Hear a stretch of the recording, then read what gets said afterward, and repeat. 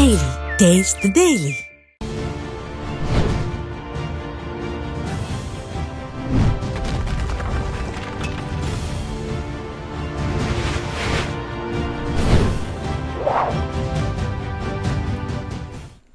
News J தொலைக்காட்சி நேயர்களுக்கு வணக்கம். உரிமைக்குரல் நிகழ்ச்சி வாயிலாக நேயர்களை சந்திக்கிறதுல மகிழ்ச்சி. இன்றைய உரிமைக்குரல் நிகழ்ச்சியில என்ன தலைப்பின் கீழ் விவாதத்தை நகர்த்த இருக்கிறோம் அப்படிங்கறத சிறப்பு தொகுப்பை பார்த்து தெரிஞ்சுக்கலாம்.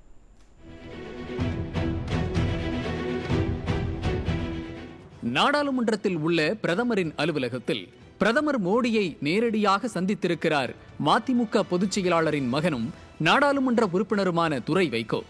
ரஷ்யாவின் போர் முனையில் சிக்கி தவிக்கும் தமிழகத்தைச் சேர்ந்த மருத்துவ மாணவர் உட்பட நூற்றுக்கணக்கான இந்தியர்களை இந்தியாவிற்கு அழைத்து வர வலியுறுத்தினேன் என்று காரணம் சொல்லியிருக்கிறார்.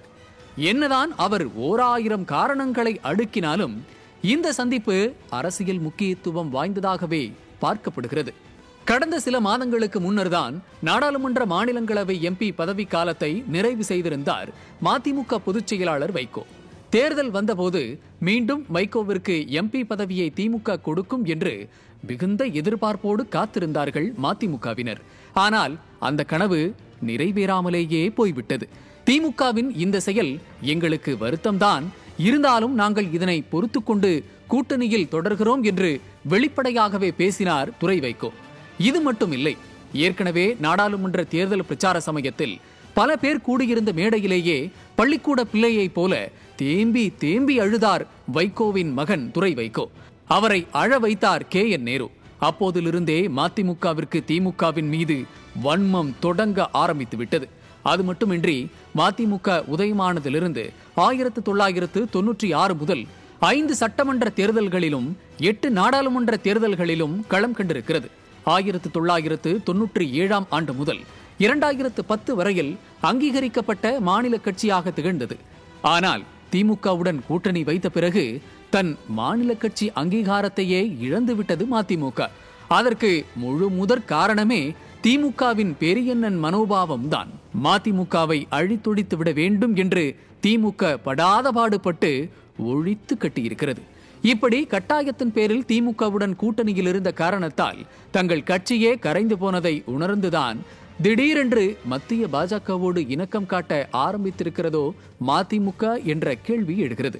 ஆக 2026 தேர்தலில் கூடுதல் தொகுதிகள் ஒதுக்க வேண்டும் என மதிமுக பொதுக்குழு கூட்டத்தில் தீர்மானம் நிறைவேற்றியிருப்பதன் பின்னணி அரசியல் என்ன? திடீரென்று துரை வைகோ மோடியை சந்தித்ததன் பின்னணி அரசியல் கணக்கு என்ன? திமுக கூட்டணியில் மாறுகிறதா கணக்குகள்? மகனை வைத்து திமுகவை பழி வாங்குகிறாரா வைகோ என்பன போன்ற பல்வேறு கேள்விகளுக்கு விடை தேடுகிறது இன்றைய நியூஸ் ஜே உரிமை குரல் நிகழ்ச்சி. இன்றைய உரிமை குரல் நிகழ்ச்சியில டெல்லியில பிரதமரை சந்தித்திருக்கிறார் MP துரை வைகோ. திமுக கூட்டணியில் மாறுகிறதா கணக்குகள்? மகனை வைத்து திமுகவை பழி வாங்குகிறாரா வைகோ அப்படிங்கிற கேள்விக்கு தான் விடை தேட இருக்கிறோம். கருத்துரையாளர்களை அறிமுகம் செய்து விடுகிறேன். அஇஅதிமுகவிலிருந்து டாக்டர் ஜெமிலா இணைகிறாங்க. மதிமுகவிலிருந்து திரு காரை செல்வராஜ் இணைகிறாரு. அனைத்து மக்கள் அரசியல் கட்சியிலிருந்து திருமதி ராஜேஸ்வரி பிரியா இணைகிறாங்க. புரட்சி தமிழகம் கட்சியிலிருந்து திரு ஏர்போர்ட் மூர்த்தி இணைகிறாரு. அனைவருக்கும் வணக்கம். வணக்கம். ஜெமிலா மேடம், டெல்லியில பிரதமரை திமுக கூட்டணியினுடைய MP சந்திச்சிருக்கிறாரு. மதிமுக பொதுச் செயலாளரோட மகன் MP துரை வைகோ சந்திச்சிருக்கிறாரு. இதை எப்படி புரிஞ்சுக்கிறது? முதல்ல சொல்லணும் அப்படின்னா அவங்க திமுகவை புறக்கணித்திருக்கிறார்கள் அப்படின்னு புரிஞ்சுக்கலாம். யாரு திமுக மதிமுக அவங்க வந்து எல்லா வகையிலும் திமுக கூட்டணி அவங்க தான் லீட் பண்றாங்க. அப்படி இருக்கும்போது ஒரு முக்கியமான ஒரு சென்சிட்டிவான ஒரு விஷயத்த பிரைம் மினிஸ்டர் போய் பார்க்கக்கூடிய ஒரு இடத்த அதை வந்து திமுகவை லீட் பண்ணக்கூடிய எம்பிஸை வச்சு பண்ணல. இப்பொழுதுதான் எம்பியாக அவர் வந்திருக்கிறாரு. இப்படிப்பட்ட சூழ்நிலையில இவங்களோட லீடர்ஷிப்பை ப்ரூவ் பண்ணணும்னு நினைச்சிருக்கிறாங்க. யாரு? மதிமுக ஆர் திரு வைகோ அவர்கள் தன்னுடைய மகன் மூலமாக நாங்கள் தனித்துவமானவர்கள் அப்படிங்கிறத ப்ரூவ் பண்ணணுன்ற டைம் அவங்களுக்கு வந்திருக்கிறதா நான் நினைக்கிறேன். ஏன்னா 2023 இந்த பையனை வந்து அரெஸ்ட் பண்றாங்க. எல்லா விஷயங்கள் இவ்வளவு நாள் இருக்கு. இத்தனை 2 வருஷத்துக்கு மேல போனதுக்கு அப்புறம் இப்ப அதை ரொம்ப சென்சிட்டிவா எடுத்துட்டு போகக்கூடிய விஷயம் என்ன காரணமாக இருக்க முடியும்? இந்த சமயத்தில் ஏன் பிரைம் மினிஸ்டரை சந்திப்பதற்கு ஒரு வாய்ப்பாக இதை பயன்படுத்தி இருக்கலாமோ அப்படின்ற சந்தேகம் நமக்கு இருக்கிறது. ஏன்னா கூட்டணி பற்றிய பேச்சுவார்த்தைகள் நிறைய நடந்துட்டு இருக்கிறது. சமீபத்தில் மதிமுகவில் நடக்கக்கூடிய பல்வேறு பிரச்சனைகள், குளறுபடிகள் இதெல்லாம் ஒரு பக்கம் இருந்தாலும் நம்ம காணொளியில் பார்த்த மாதிரி பார்லிமெண்ட் எலெக்ஷனுக்கு முன்னாடி ஒரு கேண்டிடேட்ஸ் அனௌன்ஸ்மெண்ட்ல ஒரு மீட்டிங் இது பண்ணும்பொழுது அவர் கண்ணீர் விட்டு அழுறார். லிட்டரலா கிட்டத்தட்ட அவங்க அப்பா மாதிரி. அவங்க அப்பா பல மேடைகள்ல அழுவாரு, கண்ணீர் விட்டு அழுகிறத நம்ம பார்த்திருக்கிறோம். ரொம்ப சென்சிட்டிவான பர்சன். அதே மாதிரி அவருடைய மகனும் அழுறார். அழுது இந்த மாதிரி எப்படிப்பட்ட இயக்கம் நாங்க, எங்களை இந்த மாதிரி கஷ்டப்படுத்துறீங்கன்ற மாதிரி அவர் பேசின ஒரு இதெல்லாம் பார்க்கும் பொழுது மீண்டும் ஒரு சந்தர்ப்பம் அது மாதிரி அமைந்து விடக் கூடாது, நாங்களும் தனித்தன்மையானவர்கள் என்பதை ப்ரூவ் பண்ணணும்னு அவர் நினைச்சிருக்கிறாரு. அதற்கான ஒரு ஃபர்ஸ்ட் ஒரு இனிஷியேட்டா தான் இதை பண்ணியிருக்கிறதா நமக்கு தோணுது. எந்த கட்சியா இருந்தாலும் அவங்க அடுத்த ஸ்டெப்புக்கு போகணும், தன்னுடைய கட்சியை வளர்த்தணும் அப்படின்னு நினைக்கிறது தான் கள யதார்த்தம். அது அதிமுக வந்தாலும் சரி, திமுக, மதிமுக, எந்த கட்சியாக இருந்தாலும் சரிதான். அதைத்தான் அவங்க பண்ணியிருக்கிறாங்க. உடனே அதற்கு பின்னணியில ஒரு மிகப்பெரிய அரசியல் இருக்கு, ஏதோ கூட்டணி கணக்குகள் இருக்கு, கணக்குகள் மாறுதோ அப்படிங்கிற அந்த ஹேஷியங்கள்லாம் ஏன் இங்க எழுது? இல்ல அப்படி இல்ல. இப்போ பொதுவா ஒரு பேச்சு சமீபத்துல எல்லா இடத்துலயும் பார்க்கக்கூடிய ஒரு விஷயம், எதிர்கட்சி நமக்கு ஏடிஎம்கேக்கு ஆப்போனண்டா இருக்கக்கூடிய கட்சிகள், ஆளும் கட்சியாக இப்ப இருக்கக்கூடிய திமுக கூட்டணி அல்லது திமுக, இவங்க எல்லாம் ஒரு விஷயத்துக்காக ரொம்ப வருத்தப்படுறாங்க. என்ன அப்படின்னா, அனைத்து இந்திய அண்ணா திராவிட முன்னேற்ற கழகத்தை பிஜேபி விழுங்கிறோம், பிஜேபி அழிச்சிரும், ஐயோ நம்மளுடைய சித்தாந்தமே மாறி போயிடும், தமிழகத்தினுடைய ஒரு அரசியல் மாறுபாடு ஆகிடும்ன்ற மாதிரி ஒரு கவலைப்படுறாங்க. இதுல நம்ம உற்று நோக்கக்கூடிய ஒரு விஷயம், நம்ம சொல்லக்கூடிய ஒரு விஷயம், ஆக்சுவலா பாத்தீங்கன்னா மாநில கட்சியாக இருக்கக்கூடிய ஒரு கட்சி இருக்கக்கூடிய கூட்டணி அமைத்த அத்தனை கட்சிகளையும் விழுங்கக்கூடிய ஒரு வேலையை தொடர்ந்து செஞ்சிட்டு இருக்கிறது திமுக. இதுல முதல்ல விழுங்கப்பட்ட ஒரு கட்சியாக நமக்கு எல்லாம் ஆப்வியஸா தெரிஞ்ச ஒரு விஷயம், மக்கள் நீதி மையம் முடிஞ்சு போச்சு. அடுத்ததாக பேசக்கூடிய ஒரு விஷயம் சொல்றீங்க, அது அவங்க ஒரு கட்சி நடத்துறாங்க, அது அவங்களுக்குள்ள தொகுதி பங்கீடு, அவங்களுக்குள்ள ஒரு எம்ஓயு இருக்கு, அதே முடிஞ்சு போச்சுனால நீங்க எப்படி சொல்றீங்க? ஒரு எலெக்ஷன்ல கண்டெஸ்ட் பண்ணல, அவர் ஒரு எப்படி சொல்ற ஒரு நட்சத்திர பேச்சாளராக கடந்த தேர்தல்ல கலந்துக்கிட்டாரு. ரேஞ்சில பாக்குறாங்க, நீங்க நட்சத்திர பேச்சாளர். அதுதான் நடந்துச்சு, அதுதான் நடந்தது. இல்ல அதுதான் நடந்துச்சு. அதே மாதிரி இன்றைக்கு மதிமுகவை ஆல்மோஸ்ட் முழுங்கிடுச்சு திமுக. அது எப்படி ஒரு கட்சி இன்னொரு கட்சி எப்படி முழுங்கும்? அப்படிதான் இருக்கு. வெளியில பேசக்கூடிய விஷயம், அந்த கட்சிக்குள்ள இருக்கக்கூடிய சில விஷயங்கள், குடும்பத்துல இவர் மறுபடியும் வந்திருக்கிறாரு. எதை வச்சு அப்படி நீங்க சொல்றீங்க? எந்த ரெப்ரசன்டேஷனையும் நம்ம பார்க்க முடியல. அந்த கட்சி தன்னிச்சையாக மிகப்பெரிய வலுவோடு வந்த திரு வைகோ அவர்கள் இன்றைக்கு அவர் உடல் நலம் குறைபாடோ அல்லது வயோதிகம் காரணமாகவோ ஒரு பேக் சீட் எடுக்க வேண்டிய ஒரு சூழ்நிலை. அப்ப தன்னுடைய மகனை முன்னிறுத்தணும்னு நினைக்கிறாரு, அல்லது அவர் சொல்படி கட்சியில் இருப்பவர்கள் தேர்ந்தெடுத்தார்கள், என் மகனை வர வைத்தார்கள் சொல்லிட்டு அவர் வருத்தத்தோட பேசுறாரு. திரு மல்லை சத்யா அவர்களுடைய பேச்சு, இந்த மாதிரி கட்சிக்குள் நடக்கக்கூடிய குளறுபடிகள் எல்லாம் பார்க்கும்போது கிட்டத்தட்ட மதிமுக என்ற இயக்கம் ஒரு மாதிரி அழிவை நோக்கி போய்கொண்டிருக்கிறது, அல்லது பாதி இருக்கிறதா இல்லையா என்ற கேள்விக்குறியோடு இருக்கிறது. இப்ப இவங்களுக்கு ஒரே முன்னாடி இருக்கக்கூடிய ஒரு விஷயம், திமுக என்ற கட்சியோடு கூட்டணி அமைத்து அவர்கள் அடுத்த தேர்தலிலோ அப்படி ஏதோ இருந்தாதான் இந்த மதிமுக என்ற இயக்கமே சர்வை பண்ண முடியும் அப்படிங்கிற மாதிரி இப்ப இருக்கு, ஒரு சூழ்நிலை இருக்கு. அப்ப அந்த மாதிரி பேச்சுக்கள் வருது. ஒரு அடுத்த ஜெனரேஷனுக்கான ஒரு இயக்கமாக, ஒரு கட்சியாக பரிணமிக்கக்கூடிய ஒரு இடத்துல மதிமுக இல்லாமல் போகும் அப்படின்ற ஒரு நிலையில் திரு துரை வைகோ அவர்கள் நாங்கள் இருக்கிறோம் அல்லது நான் இருக்கிறேன், இந்த கட்சியை வழிநடத்தி செல்வேன் அப்படிங்கறத மேபி அவர்களுடைய தொண்டர்களுக்கு சொல்றதாகவும் எடுத்துக்கலாம், அல்லது நாங்கள் பிஜேபியோடு நேரடி தொடர்பில் இருக்கக்கூடியவர்களாக இருக்கிறோம், நீங்கள் எச்சரிக்கையாக இருங்கள், நீங்கள் இல்லை என்றாலும் நாங்கள் வேறு மாற்று வழியை நாங்கள் தேர்ந்தெடுப்போம் என்பதை காண்பிப்பதற்காக கூட இந்த ஒரு முனைப்பை அவர் எடுத்திருக்கலாம். பின்னாடி இருக்கக்கூடிய நிறைய நிகழ்வுகளை, நிறைய ஹேஷியங்களை சொல்லியிருக்கீங்க. நான் திரும்ப வரேன். ஏர்போர்ட் மூர்த்தி, என்னன்னா ஒரு எம்பி ஒரு பிரதமரை போய் சந்திச்சு கோரிக்கை மனு கொடுக்கிறாரு. இது சாதாரண ஒரு எம்பியினுடைய கடமை தானே.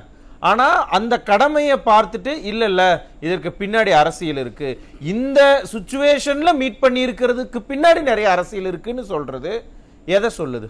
இல்ல உண்மையாலுமே பின்னணியில அரசியல் இருக்கா? சார், பொதுவாக தமிழ்நாட்டில் ஒரு 20-30 கட்சிகளுக்கு சாபகர் யாருன்னா டாக்டர் கலைஞர் தான். அவரோட வாரிசு தானே இவர். அப்போ இந்த கட்சியும் திமுக விழுங்க பார்க்கிறது. இந்த சினிமாவில் ஹீரோ ஜெயிப்பார், அப்புறம் வில்லன் ஜெயிப்பார், திரும்ப ஹீரோ ஜெயிப்பார், வில்லன் ஜெயிப்பார்ல, அப்படி தான் இது. வேறு ஒன்றும் இல்லை. நீங்கள் ஏன் இப்போ போய் பார்த்தாரு? என்ன விழுங்க பார்த்துருச்சு எனக்கு புரியவில்லை. இவங்களும் அதே சொல்கிறாங்க, நீங்களும் அதே சொல்கிறாங்க. என்ன விழுங்கிட்டாங்க? ஒன்றும் இல்லை. அதாவது வைகோ என்ன சொல்கிறாரு, நான் வந்து திராவிடத்தை தூக்கி நிறுத்த ஒரே கடைசி நம்பிக்கை ஸ்டாலின் அவர்கள் தான் அப்படின்னு நான் சொல்கிறேன். ஆனால் நான் முன்னாடி கருணாநிதி பற்றியும் ஸ்டாலின் பற்றியும் பேசிய வீடியோக்களை இப்போ எடுத்து போட்டு எங்களை 2 பேரையும் பிரிக்க பார்க்குறாங்க. இதை குறிப்பிட்டு ஒரு 2 பேரை சொல்கிறார். நாஞ்சில் சம்பத்தும் சத்யா அவர்களும் இதுக்கு பின்னாடி இருக்கிறாங்க. ஆனால் என்னை தனித்து விட முடியாது, நான் கூட நிற்பேன் அப்படின்னு சொல்லிட்டு திமுகவோடு இணக்கமாக இருப்பதைத்தான் மதிமுக தொண்டர்கள் விரும்புகிறார்கள். அப்படின்னா என்ன அர்த்தம்? அவங்க கட்சி தொண்டர்கள் அதை நினைக்கிறாங்க சார். ஒரு நிமிஷம் இருக்குல்ல, ஒரு தலைமை என்ன பண்ணணும்? தலைமை வந்து கட்சி தொண்டர்கள் என்ன ஆசைப்படுறாங்களோ அதை செய்யணும். அதை அவரு செஞ்சிருக்கிறாரு. இதுல என்ன இருக்கு? நியாயத்தை சொல்றீங்க. நான் ஒரு தலைவர், அவர்களோட தொண்டர்கள் தான் மதிமுக தொண்டர்கள் இருந்தால், அப்போ மதிமுக தொண்டர்கள் திமுகவோடு தான் இருக்க விரும்புகிறார்கள் அப்படிங்கிறது என்னது? வைகோ நாளைக்கு பிஜேபி, காங்கிரஸ் இல்ல தேர்தல் புறக்கணிப்பு, திடீர்னு நான் பழைய மாதிரி ஆக போறேன் அப்படின்னு ஏதாவது ஒன்று சொன்னா அந்த ஸ்டாண்ட்ல நிக்கிறவங்க தானே தொண்டர்கள் உங்க பின்னாடி இருந்தா. இல்ல சார், இதை எப்படி புரிஞ்சுக்கணும்னா, தொண்டர்கள் யாரு கூட நம்ம கூட்டணி வைக்கணும்னு அவங்க கிட்ட ஆலோசனை கேட்டு அதுபடிதானே ஒரு தலைவர் முடிவெடுப்பாங்க. சரி இருங்க, இப்ப தலைவர் வந்து ஒரு இடத்துக்கு போறாரு, கூட்டணிக்கு போறாரு, தொண்டர்கள் போக மாட்டாங்களா? அவங்க ஆலோசனை பெறாம தலைவர் சொல்வதை கேட்டால் தான் நீ மதிமுகவின் தொண்டன். ஓஹோ, நீ நான் ஒரு இடம் போறேன், இல்ல நாங்க இங்கேயே இருந்துக்கிறோம்னா நீங்க யாரோட தொண்டர்கள்? திமுகவோட தொண்டர்கள். ஓஹோ, அப்படி வரீங்களா? இல்ல நீங்க ஒரு கோணத்துல பார்க்கறீங்க, ஆனா நியாயமா இல்ல பார்க்கணும் சார். அப்படி சார் கூட்டணிகள் சார் இல்ல 2 விஷயத்து இதுல இருக்கு. எப்பவுமே ஒரு தலைமை என்ன சொல்லுதோ உத்தரவுக்கு கட்டுப்பட வேண்டியது தொண்டர்களுடைய கடமை. அது சரிதானே? அதே போல தொண்டர்கள் மனசறிஞ்சு செயல்படுறவங்க தான் உண்மையான தலைவர். ஆனால் இறுதி முடிவு யார் கையில் இருக்கும்னு சொல்லுவாங்க? தலைவர் கிட்ட தான். யார் உச்சபட்சமா இருக்கிறாரோ அவங்க கிட்ட தான். அப்போ தலைவர்கள் இப்போ எப்பா திமுக ஒண்ணு என் பிள்ளைய அழ வச்சுது, நான் அங்க இருக்க விரும்பல அப்படின்னு ஒரு இடம் போனார்னா, இல்ல நாங்க இங்கேயே எங்களுக்கு நல்ல வசதியா இருக்கு, நீங்க சொல்ற இடம் கொஞ்சம் தூரம், அண்ணாரி வேலையும் பக்கமா இருக்கு அப்படின்னு சொன்னா அது ஒரு கட்சியா? சொல்லுங்க. என்ன சார் இது? அது தொண்டர்களுடையது, அது தொண்டர்களுக்கும் அவங்க தலைவர்களுக்கும் உண்டானது. நீங்க வெளியில இருந்து லாஜிக் பாக்குறீங்க சார். நான் ஒரு கட்சி தலைவர், தொண்டர், அவ்வளவுதான். இல்ல நீ மட்டும் போயிட்டு வா, நாங்க இங்கே இருக்கிறோம் அப்படிங்கிறது எப்படி இருக்கு? அப்படித்தான் இந்த ஸ்டேட்மெண்ட். திமுகவோடு இணக்கமாக இருப்பதைத்தான் மதிமுக தொண்டர்கள் விரும்புகிறார்கள் அப்படின்னு யார்? நான் சொல்லலாம், வைகோ தான் சொல்றாரு. சார் இதற்கு பின்னாடி சரி, அதற்கும் இந்த சந்திப்புக்கும் என்ன முடிச்சு போடுறீங்க நீங்க? பிரதமருடனான சந்திப்புக்கும் திரு வைகோ அவர்களுடைய இந்த பேச்சுக்கும் என்ன சம்பந்தம்ங்கறீங்க? இல்ல அதாவது யாருமே இல்ல சார். திமுகவை நம்பி போகிற கட்சிகள் ஒண்ணு அவங்க கூட இருந்துடணும், இல்ல வெளியே வந்தோம்னா அவங்க அதில் ஒரு பேட்சை பிடிச்சி வச்சுப்பாங்க. கொஞ்சம் வீக்காக இருந்தால் மொத்தத்தையும் பிடிச்சி வச்சு நீ மட்டும் கிளம்பு அப்படின்னு சொல்கிறது தான் கடந்த கால வரலாறு. என்கிட்ட ஒரு 20-30 கட்சி லிஸ்ட் வச்சுருக்கேன், கருணாநிதி உடைத்த கட்சிகள். அதில் கடந்த பாராளுமன்ற தேர்தலில் விசிகாவும் அந்த லிஸ்ட்டுக்குள்ளே போகிற மாதிரி இருந்தது. 2 பேர்களை சொல்லி ஒன்று இங்கே இருக்கணும், இல்லைன்னா இந்த 2ல் ஒன்று இந்த இவர் அப்படின்னு சொல்லி தான் வச்சாங்க. இது எல்லாருக்கும் தெரிந்த உண்மை தான். அப்படி இருக்கிற போது சார் நீங்கள் ஒன்றும் இல்லை சார், வைகோவை வந்து பாராளுமன்ற டைகர், பாராளுமன்ற புலின்னுவாங்க சார். ஒரு தடவை ராஜீவ்காந்தி கேட்குறாரு, நீ பிஎம்னு தெரியும், பிக்னிக் மினிஸ்டரா பிரைம் மினிஸ்டரா, என் கேள்விக்கு பதில் சொல்லிவிட்டு போனார். அதே பார்லிமெண்ட் வாசல்ல மன்னிப்பு கேள் மன்னிப்பு கேள், கனிமொழியிடம் மன்னிப்பு கேள்னு கேட்க வச்சிட்டாங்களே திமுக. அது கூட்டணி தர்மம். இதா சார்? ஏன் வேற கூட்டணி கட்சிகள் யாருமே இல்லையா? ஏன் அவங்க அதை சொல்லல, அந்த கோஷத்தை வைக்கல? அப்ப எப்படி இருந்தன்னா இப்படி ஆயிட்ட கண்டிஷன் வந்துட்டாரு. திரும்பவும் நாம திமுகவோட கடைசி ஒன்றுதானே மாறாதது. அதுக்கு ஏன் அந்த மாற்றத்தை நீங்க வந்து இவ்வளவு விகல்பமா பார்க்கறீங்க சார்? இதுல ஒரு கதை இருக்கு சார். நீங்க மதிமுக வந்து திமுக இருந்து உடையது இல்ல, அப்போது உடையிற ஒரு ஃபைன் மார்னிங் எல்லாருக்கும் தெரியும். இது மாதிரி ஒரு குற்றச்சாட்டு வருது, கலைஞர் அவர்கள் சொல்கிறாரு. ஆனால் அதுக்கு முன்னாடி ஒரு லட்சிய பாதையை வகுத்து தந்தது யார் தெரியுமா? ஒரு 3 வருடங்களாக அந்த பாதை தனிப்பாதையாகவே போகுது. அதோட பேக்ரவுண்ட் எல்லாத்தையும் வந்து கலைஞர் வந்து ஆராயிறார். இது உடைகிற இல்லை உடைக்கப்படுகிற கண்டிஷனுக்கு வருதுன்ன பிறகு தான் இதை வந்து அவர் நீக்கிறாரு ஒரு காரணத்தை சொல்லி. இதற்கு பின்னாடி இருந்தவங்க இப்போ மதிமுகவில் நிறைய பேருக்கு தெரியும், அசோக் கணக்குன்னு ஒன்று இருக்குது, சாமி கணக்குன்னு ஒன்று இருக்குது. இவங்களால தான் பின்னாடி இருந்து இருக்கும்போதே இதை உடைப்பதற்கான வழியை செய்யல. எனக்கு என்ன கேள்வினா, ஒரு எம்பி போய் பிரதமரை சந்திச்சதுக்கு பின்னாடி இவ்வளவு வரலாறுகளை பேசுறீங்களே, ஏன்? அவ்வளவு ஏதோ ஒரு காத்திருப்பு உங்ககிட்ட இருக்கிற மாதிரி இருக்கு. ஒரு புழக்கம் இருக்கு சார். நீங்க இவங்க வந்து ஒரு பெரிய அண்ணன் சார். யாரு? திமுக. நீங்க போய் சார் இப்போ அவரு எம்பி எப்படி சார் ஆனாரு சொல்லுங்க? எம்பி எப்படி மக்கள் ஓட்டு போட்டாங்க எம்பி ஆனாரு. இப்போ சார் ராஜ்யசபா எம்பி எப்படி? யாரு சார் ராஜ்யசபா எம்பி ஆனாரு? இப்போ முடிஞ்சது இல்ல சார் வைகோ பீரியட். ஓ, இதுக்கு முன்னாடி கேக்குறீங்களா? திமுக தான் அனுப்பிச்சு வச்சாங்க. எந்த எம்எல்ஏ போட்டாங்க? மதிமுக. திமுக மற்றும் கூட்டணி கட்சிகள். இதெல்லாம் இப்படிலாம் பேசக்கூடாது. யார் போட்டது, யார் கொடுத்தது, இப்படி கூட சொல்ல. யார் போட்டதுன்னு இல்ல, போட்டதுன்னா அப்புறம் இவங்க இல்ல திமுக தான் உங்களுக்கு எம்பி சீட்டை ஒதுக்குனாங்க. ஆமா, இப்போ ஒரு கட்சி யாருக்கு ஒதுக்கும்? அவங்க கூட்டணி கட்சி சார். சார் இது என்ன சார் இது? அது ஒரு கட்சி எம்எல்ஏ. அது புரிந்துணர்வு. புரிந்துணர்வு. அப்போ உங்ககிட்ட கமலுக்கு கொடுத்தாங்க இல்லையா, எம்பி கொடுத்தாங்க இல்லையா, அது என்ன ஒரு புரிந்துணர்வு தான். இப்போ மக்கள் நீதி மையத்திலிருந்து அவர் மட்டும் தான் சார் அதுல இருந்தாரு. எல்லாரும் இங்க தானே இருந்தாங்க. ஒரு முல்லா கதை இருக்குல்ல, முல்லா வேலைக்கார வீட்டுக்கு போயிட்டாராம். சுருக்கம் உடனே கேட்டாங்களா, என்ன அங்கே வந்துட்டேன்? இல்லை, சாமான்லாம் அங்கே இருக்குது, அப்புறம் நான் என் வீட்டிலேருந்து என்ன பண்ண போகிறேன், அதெல்லாம் நான் வேலைக்கார வீட்டுக்கு வந்துட்டேன்னாராம். அந்த மாதிரி மக்கள் நீதி மையத்திலிருந்து எல்லாரும் திமுக வந்துட்டாங்க. இப்போ கூட ஒரு பிரச்சனை மேல என்ன தனிப்பட்ட விரோதமா வன்மமான்னு தெரியல சார். அது அவங்களுடைய கூட்டணியில் இருக்கு சார். நீங்க ஏன் இவ்வளவு டென்ஷன் ஆவறீங்க? சார் அது கமலுக்கு கொடுத்துட்டாங்க, கமலுக்கு அவர் எம்பி ஆனா ஆகுறாரு சார். அது ஒரு கட்சி, இது ஒரு கட்சி சார். 2 பேரும் கூட்டணியில் இருக்கிறாங்க சார், ஒரு இணக்கமா இருக்காங்க சார். ஆனா இந்த கட்சியில இருந்து இந்த கட்சிக்கு உடஞ்சி எல்லாம் வராங்க. இப்போ நீங்க பி ஃப்ராங்க், இப்போ சத்யாவை சொல்றாங்க. சத்யா என்ன சொல்றாங்க? யாருக்கு இதுக்கு பின்னால் இருக்கா, இல்ல சத்யா யார் கூட போய் சேர போறாரு, சேரல. ஒரு பெரும் பேச்சு எப்படி இருக்கு? ஆனா இவங்க எந்த கூட்டணியில் இருக்காங்க? இது என்ன லாஜிக் இது? அப்போ இந்த கண்டிஷன் வந்துட்டா சார். அப்போ இப்படி உடைச்சாங்கல்ல, அப்போ அதற்கு பின்னால் ஒரு பெரிய செட்டப்பு 3 வருஷமா திமுகவில் இருந்தது. இவங்க ஒரு குற்றச்சாட்டு வச்சாங்கல்ல, அந்த குற்றச்சாட்டு வழக்கு நடக்குதுன்னு வச்சுங்க, அதில் ஒரு முகாந்திரம் இல்லாமல் இருக்காதுல்ல. அப்படி இருக்கிற போது வைகோ பேசின பேச்சுக்கள் கருணாநிதி அவர்களையும் சார் வெளிப்படையா சொன்னாரு. இல்ல மறுபடியும் என்னுடைய அந்த முதல் கேள்விக்கு தான் வரேன்.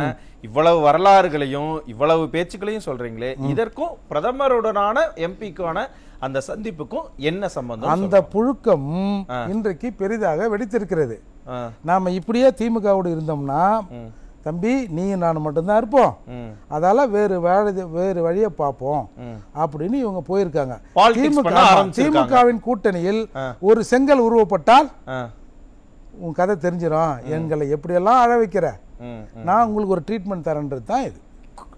நான் திரும்ப வரேன். திரு காரை செல்வராஜ், ட்ரீட்மெண்ட் கொடுக்குறீங்க மதிமுகவிலிருந்து திமுகவுக்கு, ஏதோ ஒரு சிக்னல் கொடுக்கறதுக்காகத்தான் பிரதமருடனான இந்த சந்திப்பே நடந்திருக்கு அப்படின்னு சொல்றாங்க. உண்மையாலுமே அது ட்ரீட்மெண்ட் தானா? முதல்ல நியூஸ் ஜேக்கு நன்றி. இந்த மாதிரி ஒரு தலைப்பை நீங்கள் எடுத்து அதை விவாதத்திற்கு கொண்டு வந்ததற்கு முதல்ல மதிமுகவின் சார்பாக எங்கள் நன்றியை தெரிவிச்சுக்கிறேன். காரணம் என்னன்னு கேட்டிங்கன்னா, இது இந்த கிஷோர் சரவணன் மீட்பிற்காக எங்களுடைய பாராளுமன்ற உறுப்பினர் முதன்மை செயலாளர் துரை வைகோ அவர்கள் எடுக்கிற முயற்சி என்பது இது முதல் முயற்சி. இது ஒரு வேள்வியாகவே மதிமுகவினுடைய தலைவர் வைகோ அவர்கள் தொடர்ந்து அவருடைய அரசியல் பயணத்தில் செய்துட்டு இருக்கார். இதுவரைக்கும் 50க்கும் மேற்பட்டவர்களை இறந்து வெளியில தெரிஞ்ச ரெக்கார்டோட வெளியில தெரிஞ்சு ரெக்கார்டோட யாரு பேரு ஊர் என்ன வேணும்னாலும் அதை சமர்ப்பிக்கிறதுக்கு நான் தயாரா இருக்கேன். அத்தனை இறந்து போனவர்கள் உடல்களை கொண்டு வந்ததும் இதே மாதிரி பிரச்சனைகள் உள்ளவங்களை அந்த நாட்டிலிருந்து கொண்டு வந்ததும் என்ன தமிழ்நாட்டினுடைய துறை சார்ந்த அமைச்சரும் மத்திய அமைச்சர்களை சந்தித்து இதை நடத்தி இருக்கிறோம். இது ஒரு வேள்வியாகவே எங்கள் தலைவர் வைகோ அவர்கள் செய்து கொண்டிருந்தார்.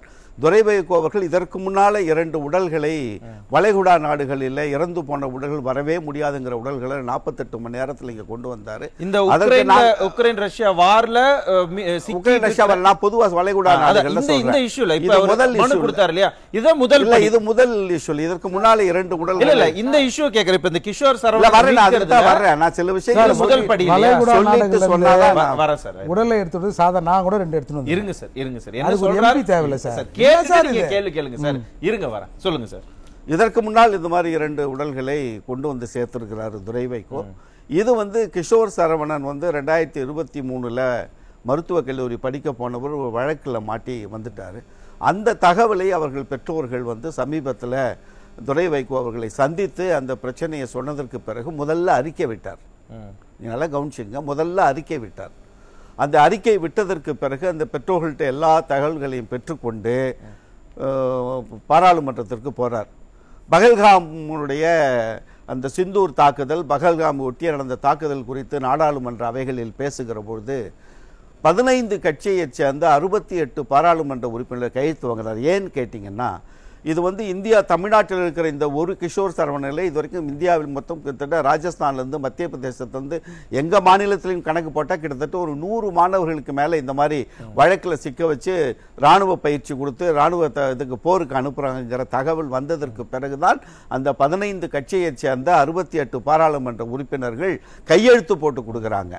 அதை பாராளுமன்றத்தில் பதிவு பண்றார். பகல்காமை பதிவு பண்ணிவிட்டு இந்த ரஷ்ய பிரச்சனையை பதிவு பண்ணி இது போன்றதொரு 100 மாணவர்களுடைய பெற்றோர்களுடைய கண்ணீருக்கு நீங்க விடை கொடுக்கணும், மீட்டு கொண்டு வரணும்னு பாராளுமன்றத்தில் பதிவு செய்கிறார். உடனே வெளியுறவுத்துறை அமைச்சரை சந்தித்து வெளியுறவுத்துறை அமைச்சரை சந்தித்து அந்த கடிதத்தையும் 15 நிறைய பேசுனீங்க, எதுவுமே சொல்லல. இல்ல இல்ல அதுதான் பிரச்சனை. முதல்ல இந்த விளக்கத்தை நீங்க எடுத்தா தான் இதனுடைய எந்த அன்இன்டரப்டடா நீங்க சொல்றது இல்ல இல்ல நீங்க கொஞ்சம் இருங்க. கொடுத்ததற்கு பிறகு வெளியுறவுத்துறை அமைச்சர் சந்திச்சு கொடுத்துட்டார்.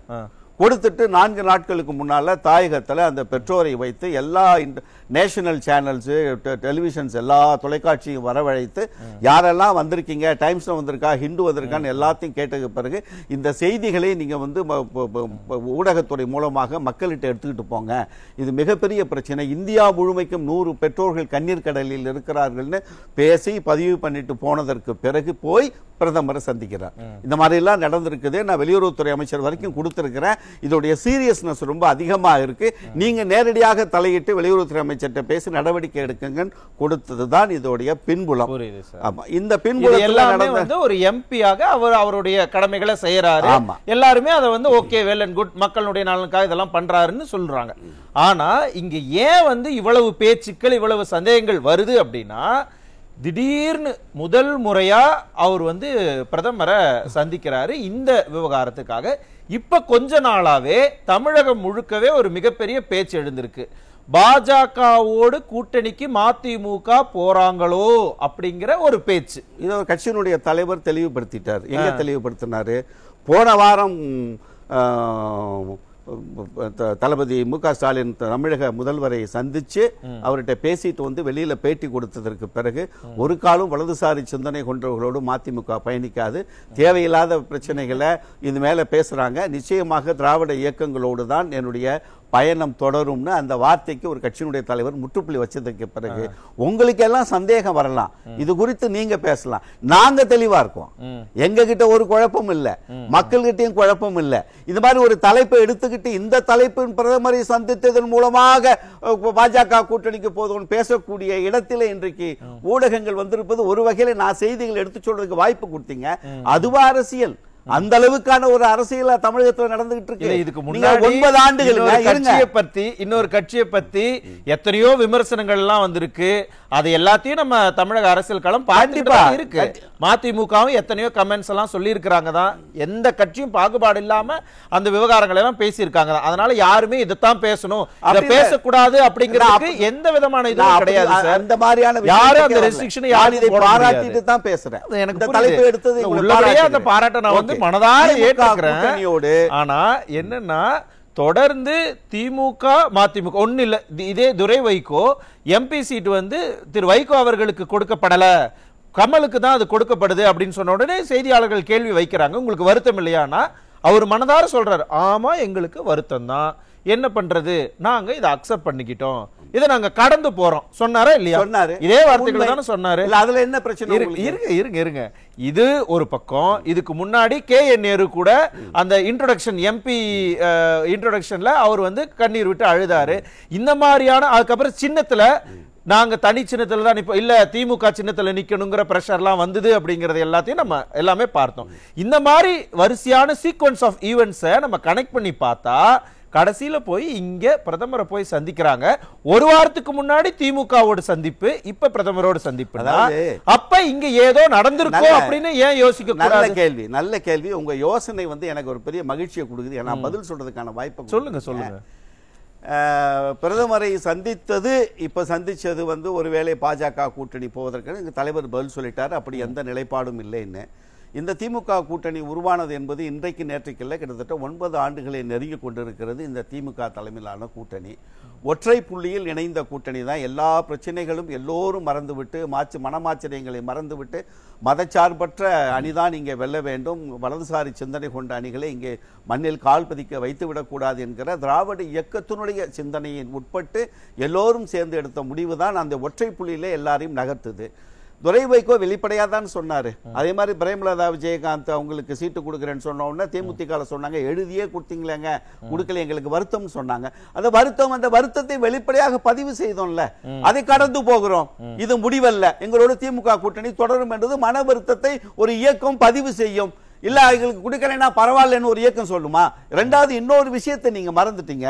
அதே அண்ணன் அமைச்சர் KN நேரு அவர்கள் இன்றைக்கு எவ்வளவு எங்கள் பாராளுமன்ற உறுப்பினரோடு கைகோர்த்து அந்த பாராளுமன்ற தொகுதிக்கு தமிழ்நாட்டில் இருக்கிற 40 எம்பிகள் 39 எம்பிக்கள் செய்யாத ஒரு சாதனையை இன்னைக்கு துரை வைகோ திருச்சி பாராளுமன்றத்துக்கு செய்துட்டு இருக்க. ஒரு தனி டிபேட் வைங்க, தனி டிபேட் வைங்க. ஒரு நிமிஷம். மக்கள் அவரை தேர்ந்தெடுத்து அவர் அனுப்பி இருக்கிறாங்க, அது அவருடைய கடமை தானே. நான் சொல்ல வரதை நீங்க முழுமையா கேட்டீங்கன்னா நீங்க கேட்ட கேள்விக்கு பதில் வந்து 39 உறுப்பினர்களிலே இவரை போல் பணி செய்ய முடியாதுன்னு திண்டுக்கல் திருச்சி புதுக்கோட்டையில் அலுவலகம் வைத்து ஆட்களை வைத்து ஒவ்வொரு கிராமத்திற்கும் தேவை என்று போகிற பொழுது தமிழக அமைச்சர் அண்ணன் KN நேரு அவர்கள் கைகோர்த்து நின்று அவர் கேட்கிற எல்லா செயல்பாடுகளையும் செய்து கொடுக்கிறது தமிழ்நாடு அரசு. அதைத்தான் பண்ணணும்னு எல்லாருமே கேட்கிறோம். ஒண்ணுதான் அருமன் சொல்லலாம். அப்படிலாம் நான் சொல்லல, நீங்க தவறுதெல்லாம் வழி நடத்த வேண்டாம். 29 எம்பி இல்ல, எனக்கு என்னன்னா மறுபடியும் அமைச்சர் KN நேரு இவரை வந்து என்ன சப்போர்ட் பண்றாருன்னு சொல்றீங்க, அது கடமை. சப்போர்ட் பண்றீங்க சார், அவரு தலைமையில அமைச்சர், அவர்தான் திருச்சிக்கு பொறுப்பு அமைச்சர் கூட, இவரு MP. அப்ப ஒன்னோட ஒண்ணு சேர்ந்தாதானே அங்க இருக்கக்கூடிய மக்களுக்கு வந்து நீங்க நல்லது செய்ய முடியும்.